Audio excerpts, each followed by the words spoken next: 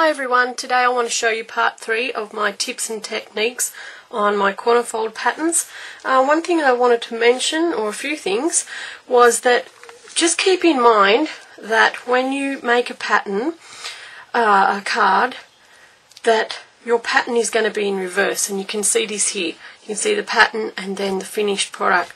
Now if you don't like the cat pointing this way before you print your pattern, you're going to have to flip that in a paint program or something like that to have the cat facing the other way. So that's one tip that you need to keep in mind. Another one is if I know that I'm going to use a pattern quite a bit, I will often cut a template, and that template plus the cutout piece gets kept then in here with my pattern. Okay, so then I can go ahead and I don't need a light source or anything like that. I can just pull my template out, put it onto my cardstock, and away I go with tracing my pattern.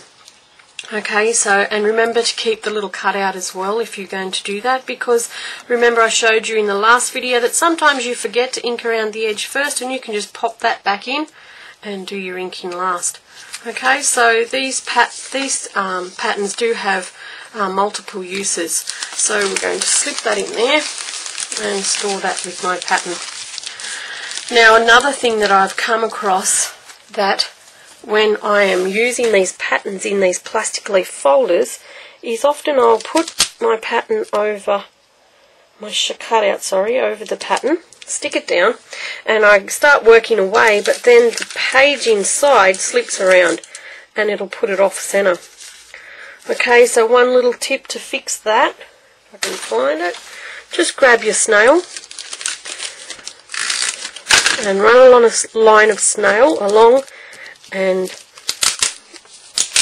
close it in there.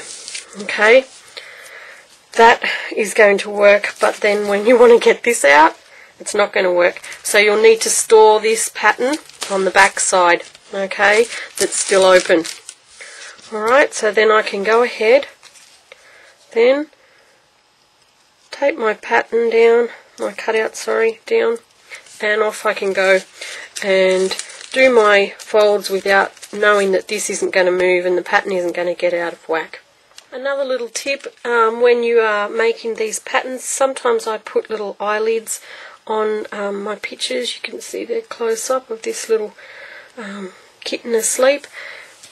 An easy way to get that shape, I've found, is to, I'll just move that out of the way, is to get, you probably can't see in this light, hang on, right, there we go. Okay, I've got a piece of acetate, or it's actually a piece off a, it was a clear box, so it's thicker than the normal acetate, and I have punched a 1/2 inch circle, a 3/4 inch circle, a 1/2 inch circle, and just the regular hole punch, which I'm not sure what size that is. I think it's a 1/4 or something like that. Okay, so I've just made myself up a plastic template, and I put that somewhere where I can find it. And then, depending on the size of what you want eyelids on, okay, grab a fine marker, and I've chosen the little hole here, okay, for this little sleeping kitten. And all I do is some little half circles. Okay, and you've got some cute little eyelids. Okay, so that's another tip. Another tip when using papers that you can sort of see here in the light, but they're almost see-through.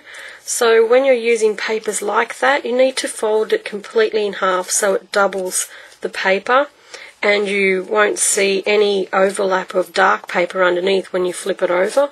Okay, and as you get more confident in doing these folds, you might like to, as you go, check what the front looks like. So I'm going to take the tape off here, because I've got tape here and here, and I'm going to put it on here so it hinges like a book.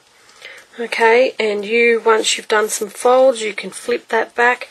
You can check out how that's turning out. Yeah, that looks good.